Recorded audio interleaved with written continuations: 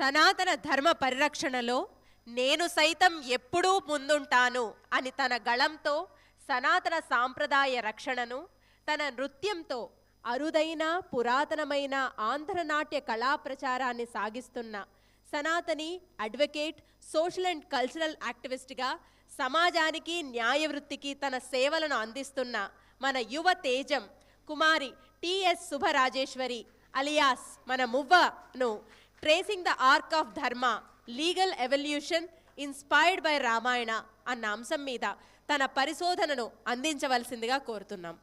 జై శ్రీరామ.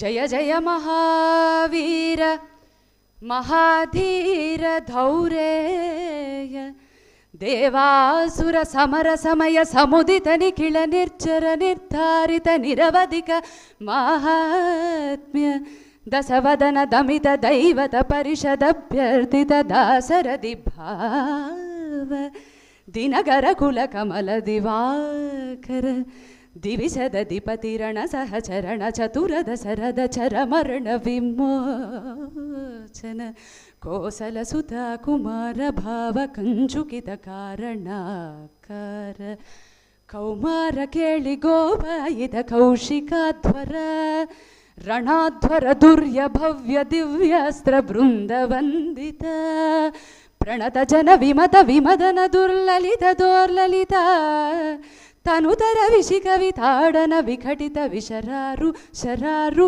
తాటక తాటకేయ జడకిరణ సకల ధర జటిల నటపతి మకుట దట నటన పటు విబుధ సరిదతి బహుళ మధుగళన లలిత పద నళిన రజ నిజ వృజిన జహదు పరతను రుచిర పరమ మునివర యువతి నుత కుసిక సుత కథిత వివిధ నవ వివిధ కథా మైథిల నగర సులోచన లోచన చకోర చంద్ర ఖండ పరశు కోదండ ప్రఖండ ఖండన షౌండ భుజదండ చండకర కిరణ మండల బోధిత పుండరీ కవన రుచిలుటాకలోచన మోచిత జనక హృదయ శంఖాతంక పరిహృత నిఖిల నరపతి వరణ జనక ద్రోహి కుచ జడ విహరణ సముచిత కరదళ శతకోటి శతగుణ కఠిన పరశుధర మునివర కర ధృత దురవన మత మనిజ ధనురాకర్షణ ప్రకాశిత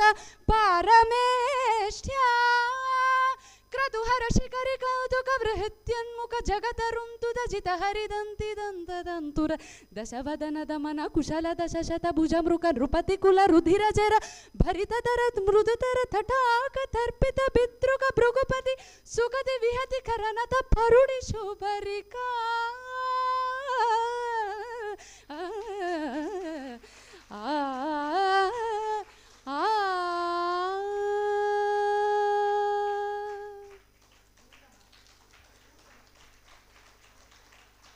జై శ్రీరామ్.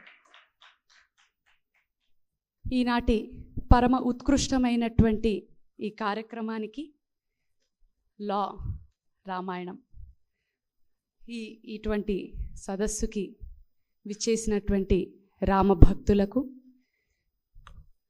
ధర్మపీఠాన్ని అధిరోహించి అహర్నిశలు ధర్మ సంస్థాపనకై కృషి చేసి వారి రేయనక పగలనక శ్రమని అంతా కూడా ధర్మం కోసమే పాటుపడుతూ పోరాడుతూ ఉన్నటువంటి న్యాయమూర్తులకు, మాతృ సమానులు నందా గారికి మరియు మాధవీదేవి గారికి, న్యాయవాద కుటుంబానికి, న్యాయ విద్యార్థులకి నా నమస్సుమాంజలి.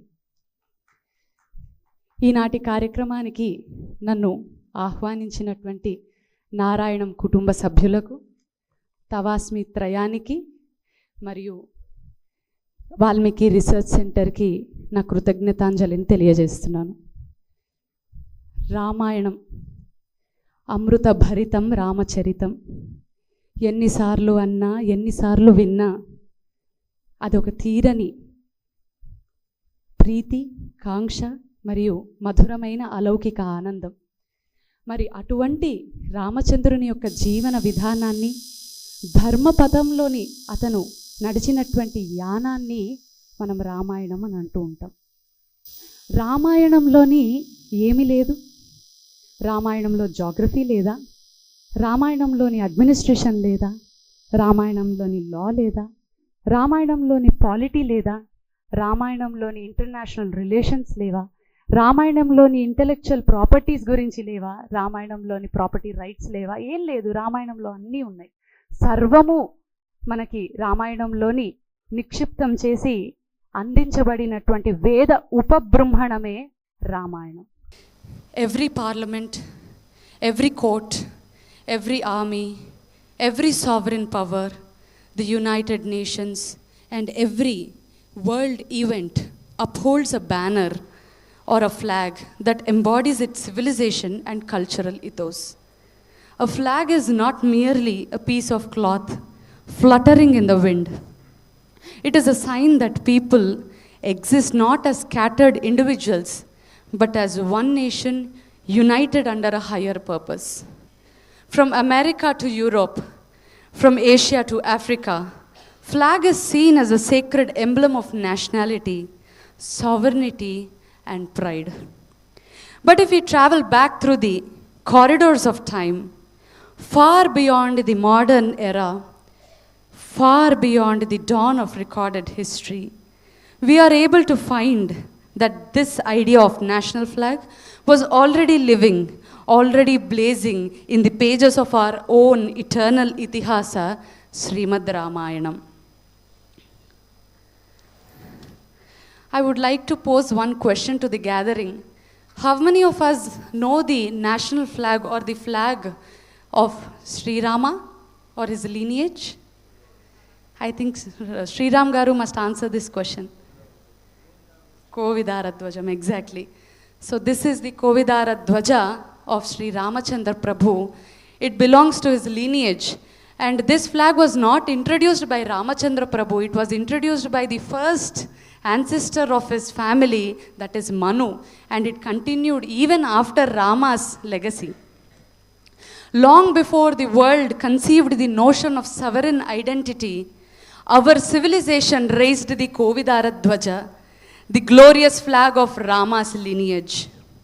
Kovidara Dvaja was dharma woven into a cloth, sovereign flying in the wind, and the nation speaking through a symbol.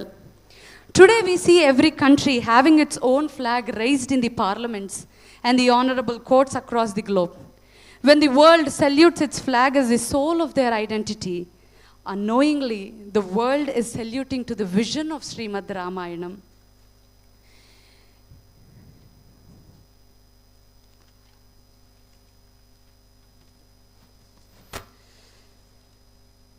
So రామాయణంలోని మనకి 3 చోట్ల కోవిదార ధ్వజం గురించి చాలా సుస్పష్టంగా తెలియజేయడం జరిగింది. ఒకటి బాలకాండలో రాముని జననం జరిగినప్పుడు ఆ చుట్టుపక్కల రాజ్యం అంతా కూడా శోభిల్లుతూ ఈ యొక్క కోవిదార ధ్వజాలతోని కనిపిస్తున్నట్టుగా మనకు తెలియజేస్తుంది.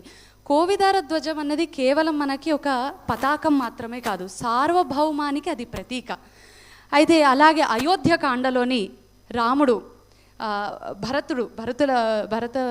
భరతుడు రాముని దగ్గరికి ఆ పాదుక పట్టాభిషేకం గురించని వస్తున్నటువంటి సమయంలోని లక్ష్మణస్వామి కొంచెం మిస్అండర్స్టాండ్ చేసుకుంటారు. రామ చూడండి, మన కుటుంబం మన కోవిదార ధ్వజం కనిపిస్తోంది, నాకు తెలిసి మన పైన దండయాత్ర చేయడానికేమో, పదండి విల్లు అన్నీ తీసుకోండి, let us unleash the weapons and all the astras on them అని అన్నప్పుడు, లేదు ఒక్క నిమిషం ఆగు అని చెప్పేటటువంటి సందర్భంలోని మళ్ళీ మనకు కోవిదార ధ్వజం కనిపిస్తుంది.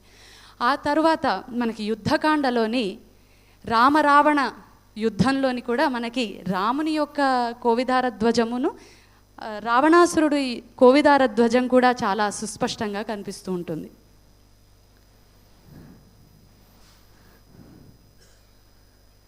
Next slide.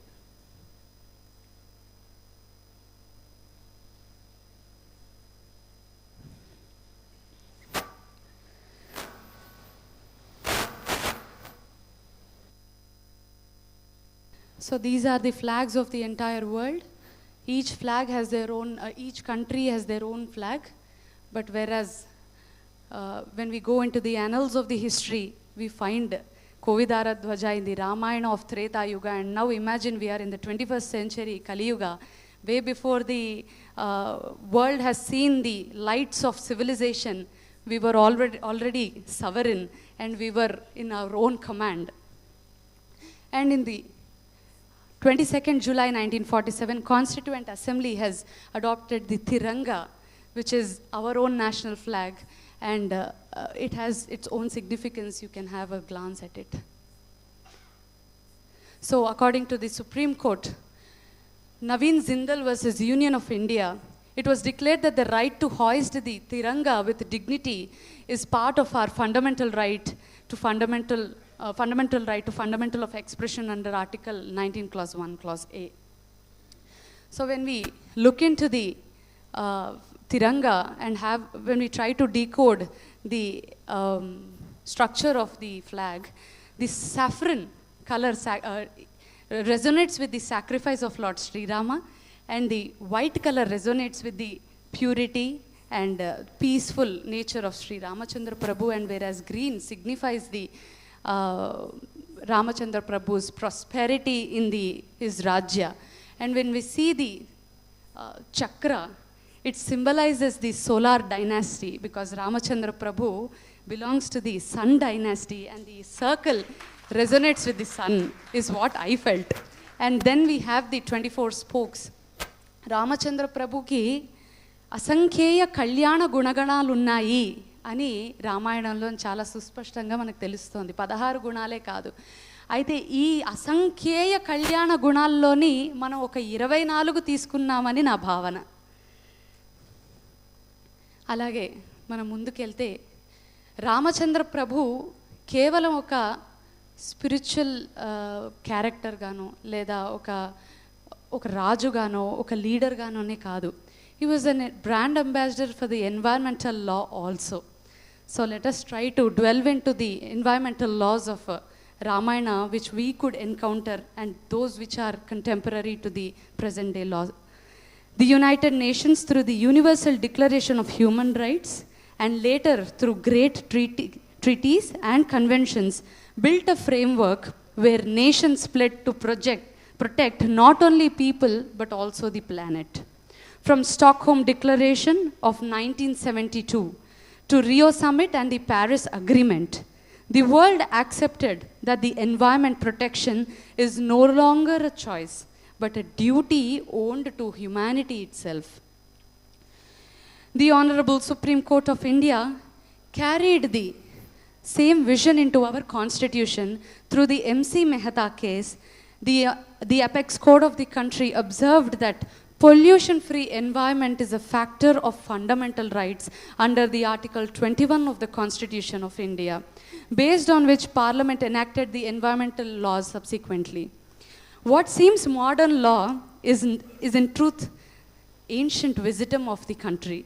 Centuries before Geneva on Stockholm, our civilization has already proclaimed the same ideas through the Yajna. Aranyakandalo మొత్తం కూడా రాముని యానంలోని he tries to protect the forest, he tries to conserve the flora and fauna of the nation, he tries to protect the wildlife, he tries to protect the medicinal plants, he tries to protect the endangered species. So subsequently we see that in the environmental laws in the present times. Every material offered to the yagna, sacrificial fire, released medicinal vapors, purified the air, destroyed the ill, and restored the balance to the atmosphere by maintaining the ecology. బాలకాండలోని Tataka వధ మనకి చాలా సుస్పష్టంగా యజ్ఞం అనే దాన్ని ఎలా protect చేయాలి అనేది చెప్పింది. ఇక్కడ యజ్ఞం అనే దాన్ని ఏదో కేవలం ఒక ఆధ్యాత్మిక పరమైనటువంటి కార్యక్రమంగా కాకుండా ఎన్వైరన్మెంట్ని ఎలా ప్రొటెక్ట్ చేయాలి, ఎన్వైరన్మెంట్ని రామచంద్రమూర్తి ఎలా డిఫెండ్ చేస్తున్నారు అనేటటువంటి కోణంలో చూసినప్పుడు రాముడు ఎంత గొప్ప ఎన్వైరన్మెంటలిస్టో మనకు అర్థమవుతుంది. Ramayana preserves this truth in immortal form. In that episode of Rama does not merely defend the ritual. He was defending the forest, the air, the water, and the sanctity of life itself. Tataka was the first polluter, and Rama's deed was the first lesson to the environmental justice. Tataka polluter pay అనేటటువంటి ఒక MC Mehta case నుంచి మనకి polluter face principal అనేది ఒకటి ఆవిర్భవించింది. ఆ polluter face అనేది ఏమి చాలా క్లియర్గా మెన్షన్ చేస్తోంది అని అంటే, ఎవరైతే పొల్యూషన్కి హాని అంటే వాతావరణానికి లేదా విశ్వానికి హాని కలిగించేటటువంటి పొల్యూటర్స్ ఉంటారో వారే దానికి తగినటువంటి శిక్ష పొందాలి అని చెప్తూ ఉంటుంది ఈ ప్రిన్సిపల్. అయితే రామచంద్ర ప్రభు he was hesitant to unleash the weapons on Tataka because she was a female. But then on the instructions of Vishwamitra Maharshi, he unleashes the weapons. There he was specifying the dharmas of a king. So అటువంటి పరిస్థితిలోని రాముడు మనము చూస్తున్నటువంటి first polluter face principal యొక్క case ఇది. Let us remember with this pride that world may have written treaties, but our ancestors lit the first yagnas. The world may have already rights, but Rama lived them. And today is our turn to carry them forward. Protecting nature is not merely law, it is civilizational survival. And moving forward with the last instance I want to quote from Ramayana, which is very appropriate with the contemporary laws of the nations and the world. Asylum. రాముడు కేవలం ఒక రాజు మాత్రమే కాదు, మానవత్వపు శిఖరాధిరోహణం చేసినటువంటి ధర్మ పుంభావమూర్తి. When the world came together after the devastation of the Second World War, the nations of the United Nations drafted the Universal Declaration of Human Rights in the year 1948. It was a solemn promise that dignity, liberty, and equality are the birthrights of every human being.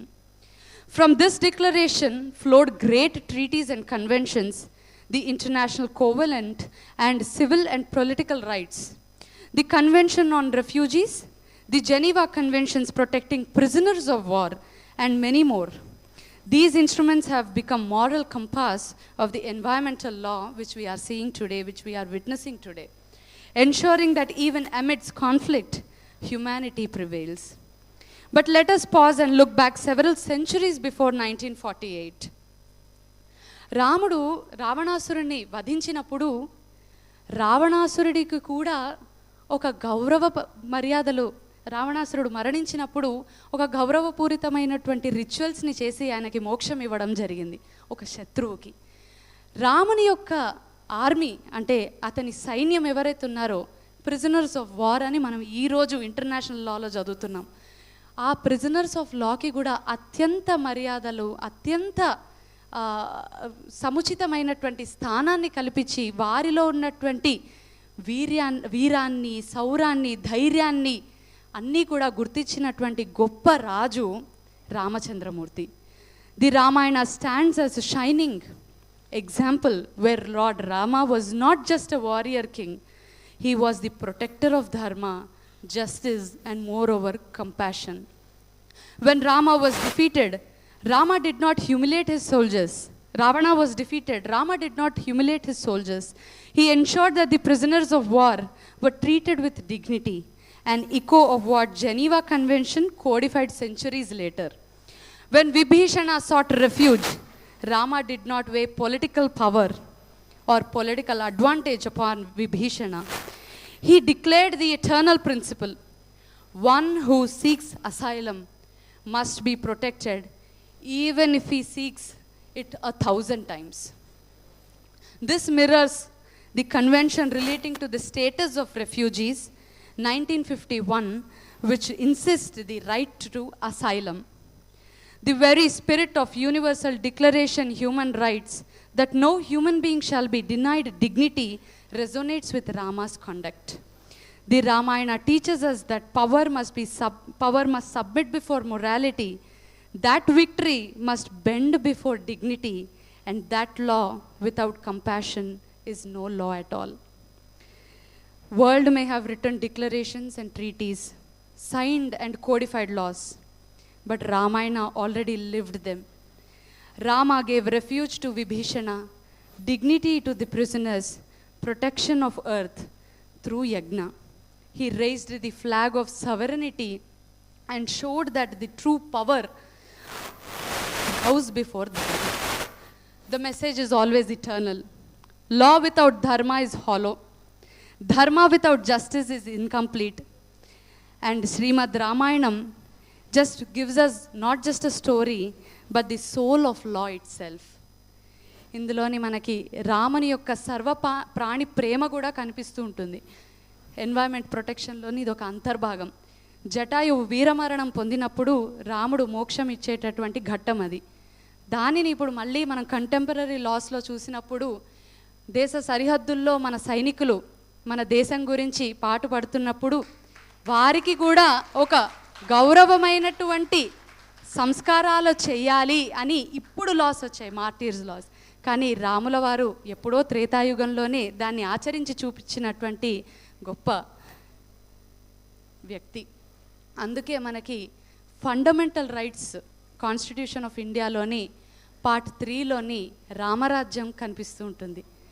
ఇది చూసినప్పుడు నాకు గుర్తొచ్చినటువంటి విషయం ఏంటంటే, రాముడు ఎంత గొప్ప లా తెలిసినటువంటి వ్యక్తి, తన రైట్స్ని ఎలాగా యూటిలైజ్ చేసుకోవాలి, న్యాయస్థానపు తలుపులు ఎలా తట్టాలో బాగా తెలిసినటువంటి ఆరితేరినటువంటి వ్యక్తి అని నా అభిప్రాయం. అందుకే అతని యొక్క రైట్, రాముడు జన్మించినటువంటి జన్మభూమిని అది నాది, నేను ఇక్కడే జన్మించాను అని ప్రపంచానికి తెలియజేయడానికి అతనే ఒక కక్షిదారుడై 70 సంవత్సరాలు న్యాయ పోరాటం చేసి అయోధ్య రామజన్మభూమిని తన సొంతం చేసుకున్నటువంటి గొప్ప కక్షిదారుడు రాముడు. అతని ఫండమెంటల్ రైట్స్ని ఎలాగో ఉపయోగించుకొని న్యాయ అవగాహనని ఎంత పెంచుకొని మీ యొక్క హక్కులను మీరే రక్షించుకోవాలి, అది మీ ఫండమెంటల్ డ్యూటీ అని ఇండైరెక్ట్గా తెలియజేస్తున్నటువంటి గొప్ప పర్సనాలిటీ శ్రీరామచంద్రమూర్తి. మనకి పార్ట్ 3లోని సిటిజన్షిప్లోని కనిపించేటటువంటి వేదిక్ లైఫ్, రాముడు ఎలా అయితే యజ్ఞాన్ని సంరక్షించాడో, రాముడు సంరక్షించినటువంటి యజ్ఞము మన ఎన్వైరన్మెంట్ని ఎలాగైతే ప్రొటెక్ట్ చేస్తుందో దానికి చిహ్నంగా మనకి కాన్స్టిట్యూషన్లోని ఈ సివిలైజేషన్ కనిపిస్తుంది. జై Srirama. So thank you so much. ఇంత మహద్భాగ్యాన్ని కలిగించినటువంటి ఆర్గనైజర్స్కి, ఇంతసేపు ఓపిక్గా నా యొక్క ప్రసంగాన్ని విన్నటువంటి ప్రేక్షకులకి, న్యాయ కుటుంబానికి నా కృతజ్ఞతాంజలిని తెలియజేస్తున్నాను. శుభరాజేశ్వరి గారిని అలియాస్ మువ్వ గారిని సత్కరించవలసిందిగా శ్రీమాన్ నారాయణం నాగేశ్వరరావు గారిని and VRC academic council member Lakshminarayana గారిని వేదిక పైన